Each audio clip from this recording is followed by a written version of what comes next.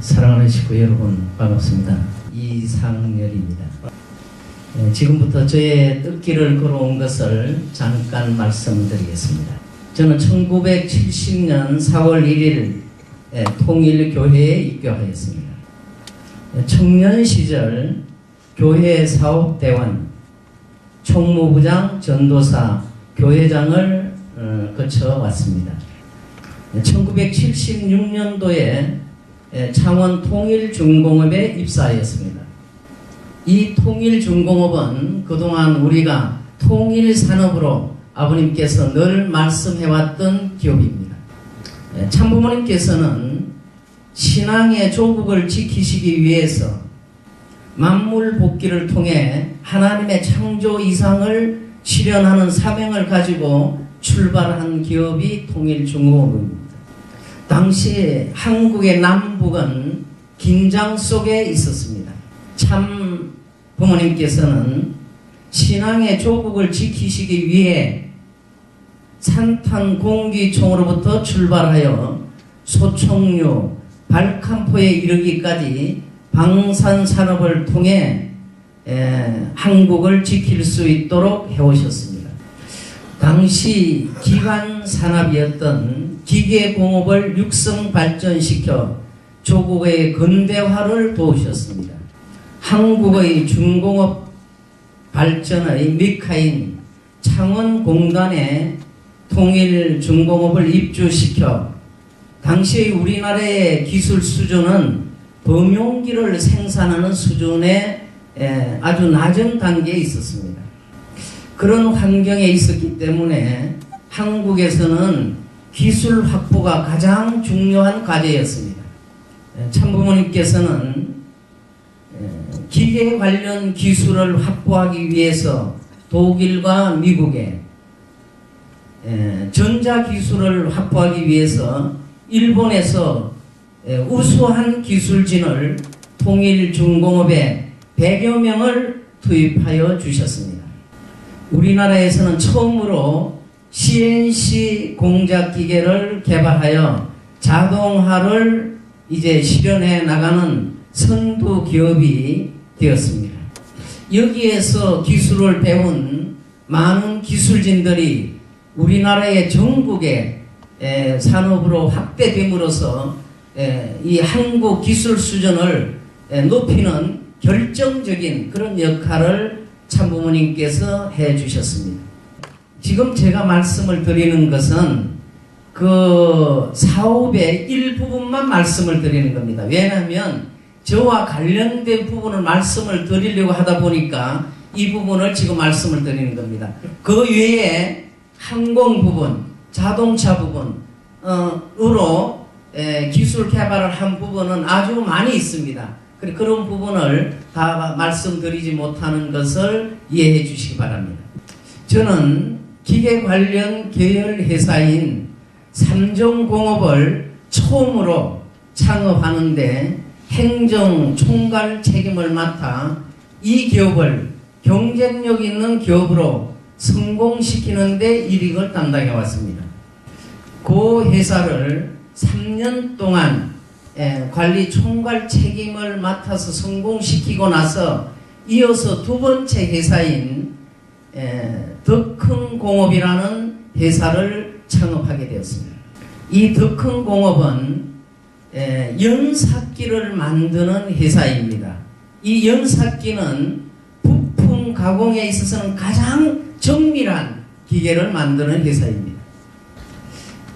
이 기업은 이제 제가 사장으로 재직할 때 마케시아가 한국에서는 60에서 65%까지 마케시아를 차지하고 있었습니다. 저는 이 두 회사의 관리 책임 및 사장으로 재직할 때 하루를 출발하면서 언제나 참 부모님의 말씀인 원리 강론과 성경을 훈독을 시작으로 이 회사를 운영하기 시작했습니다. 그렇기 때문에 이 회사의 기업을 운영하는 그 정신 속에서는 언제나 참 부모님과 하나님이 저의 중심에 있어서 이 기업을 운영했다고 저는 언제나 그렇게 고백하고 또 많은 사람에게 전가하였습니다. 이때 저는 원리 강론과 성경을 7번을 완독하였습니다. 저는 이때 저에게 기업을 어떻게 그렇게 잘 운영하느냐, 성공시키느냐 이런 그런 물음을 물어오는 분들 있었습니다. 그때 저는 저에게 묻는 분들에게 참 부모님이 주신 말씀대로 행했기 때문에 이런 결과가 나타났다, 그렇게 고백했습니다. 어느 나라든지 국가의 기술 수준을 정밀도로 그 국가 산업을 평가합니다. 제가 덕흥공업 재직 시 당시에 북지님께서는 재단 이사장님으로 계셨습니다. 북지님의 지도를 받으면서 기술 수준을 높이기 위해서 반도체의 가장 중요한 외입파를 가공하는 그 기계를 개발하기 시작했습니다. 이 반도체 외입파 기계는 40억을 들여서 4년 동안 개발을 했습니다. 이 연삭기 기계는 1mm를 1000분의 1을 기준으로 해서 정밀도를 이야기합니다. 이 반도체 외입파 장비는 1mm를 100만 분의 1을 이제 나노로 그 정밀도를 표시합니다. 그런데 이제 저희는 그러니까 62 나노, 당시에는 제가 이 기계를 만들 때 삼성 반도체에 들어가는 외입파는 62 나노를 사용했습니다. 그런데 이 기계를 62 나노 그 기계를 성공을 하고 저는 이 회사를 그만두게 되었습니다. 이로 인해서 한국정밀학회, 여기에는 우리나라의 과학자들이 약 400명이 국가에서 만드는 단체입니다. 여기로부터 기술 대상을 그 해에 저희 회사가 받게 되었습니다. 그런가 하면 그 해에 산업자원부 장관의 최우수 경영자상을 받게 되었습니다. 저희가 잘나서 이런 결과를 만든 것이 아니라 하늘이 참부모님을 통해서 저에게 주신 크신 은사라고 저는 감사를 올렸습니다. 저는 2009년도에 지금 세계회장님이신 세계회장님께서 이제 청파동 전 본부교회에 그 임명을 받고 행정실장으로 이제 근무를 사역을 시작하기 시작했습니다.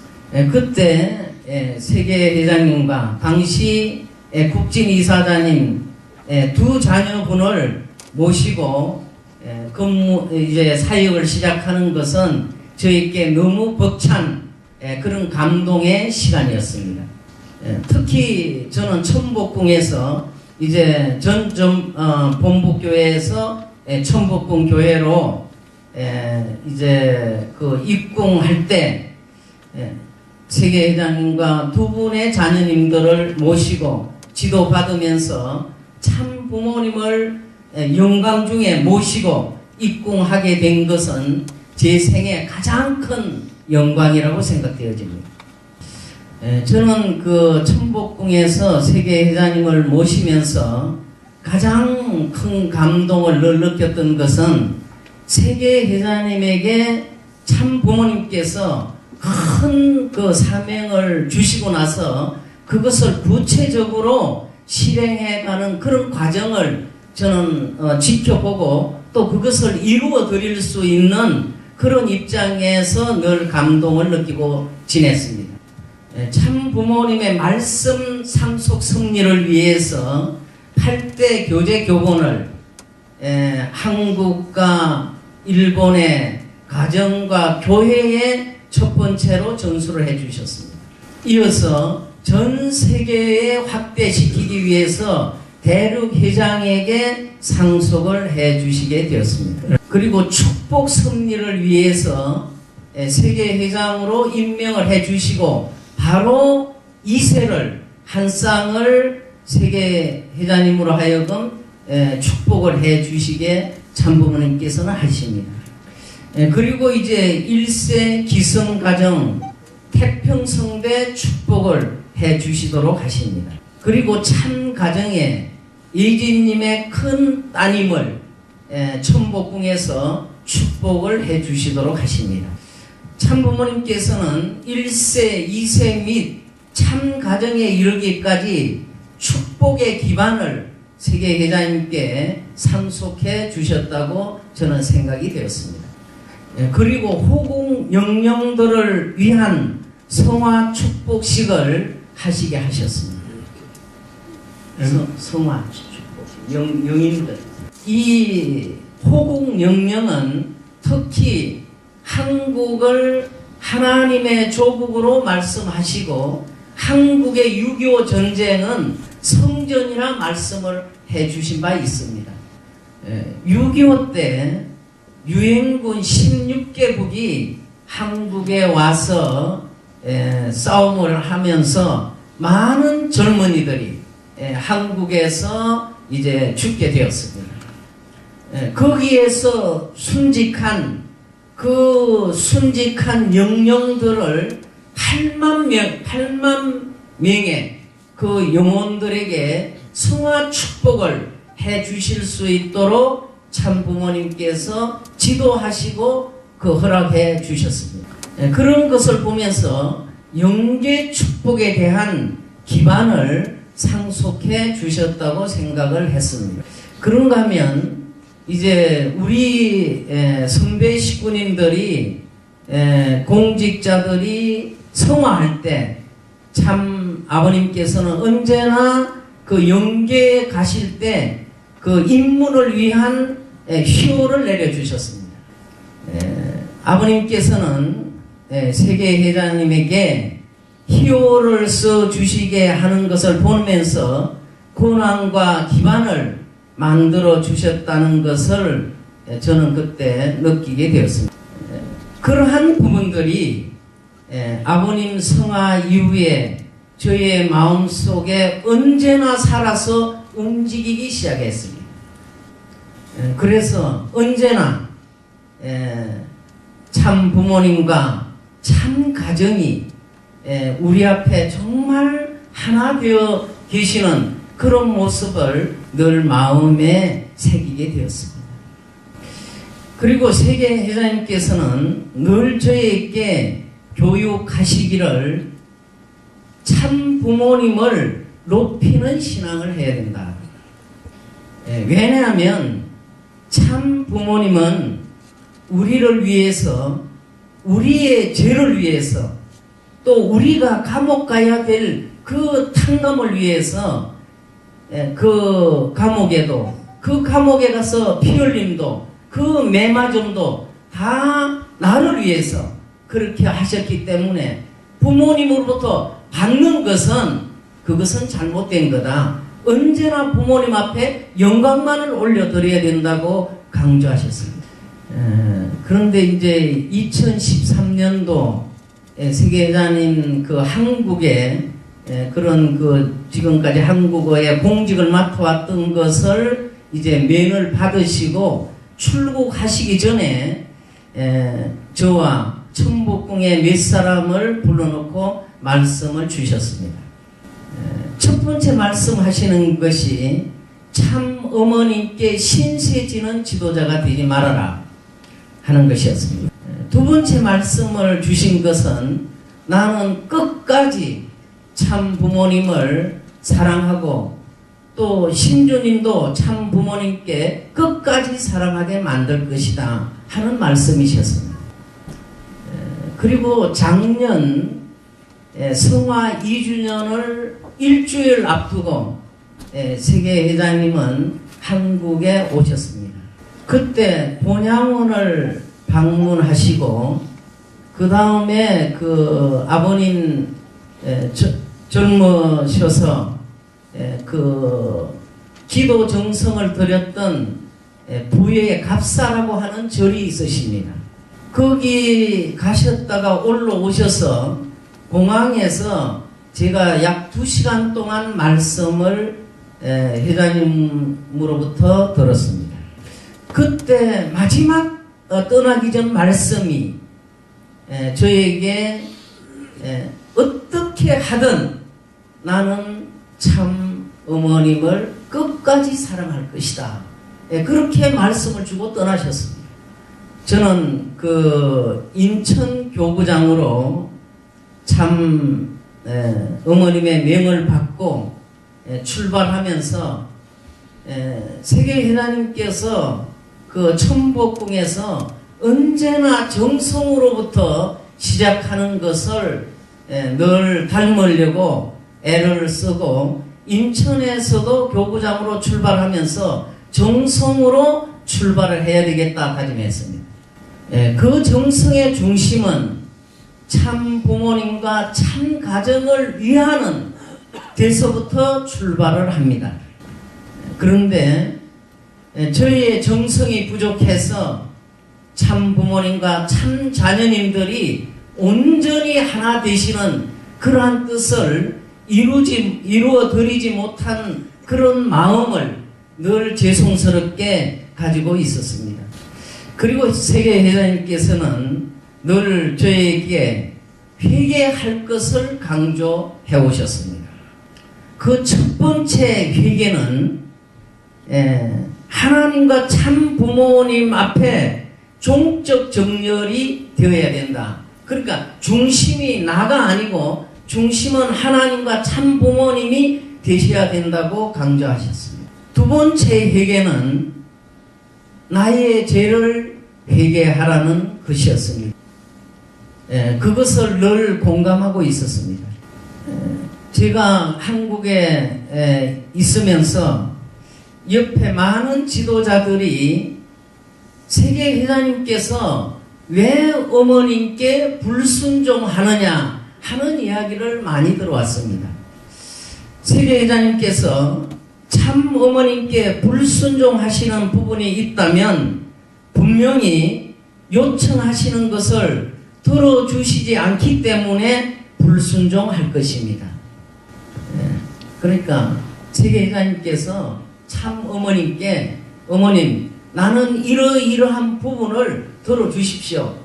그렇지 않으면 어머님의 말씀에 순종할 수 없습니다. 이렇게 말할 것이라는 얘기입니다. 우리가 흔히 생각할 수 있는 것은 돈과 지위 보장과 권한을 요구할 수 있습니다. 그러나 저는 세계회장께서 한 번도 그러한 요구를 하셨다는 말을 들어보지 않았습니다. 오직 한 가지 강조하시는 것은 참 아버님의 말씀과 전통을 상속시켜야 된다 하는 것을 들어왔습니다. 우리가 그동안 생각하고 있는 것은 불순종과 충원에 대한 어떤 차이가 있는지 깊이 생각해 주시기를 바랍니다. 충원이 불순종으로 오해하는 그런 일이 없기를 바랍니다. 오늘 저는 세계회장님께서 이 어려움을 겪고 계시는 것이 저의 부족함 때문임을 고백하면서 진심으로 용서를 빕니다. 특별히 오늘 저는 감사드리는 것은 이번에 세계회장님에 대한 인사가 있음에도 불구하고 세계회장님과 축사단님께서는 저에게 앞으로도 어머님을 더욱 사랑하시겠다. 어머님을 잘 모셔드리는 것을 말씀을 듣고 너무 감사하고 있습니다. 앞으로 저는 작은 한 알의 미랄이 되어서 참 부모님 앞에 효도와 충성을 다해가는 사람이 될 것을 다짐합니다. 저는 앞으로도 참 부모님과 참 자녀님이 정말 하나 되시고 또 참 자녀님들은 우리의 축복의 문이요 우리의 구원의 문인 그 신앙을 잃지 않고 최선을 다해서 노력해 나가겠습니다. 감사합니다.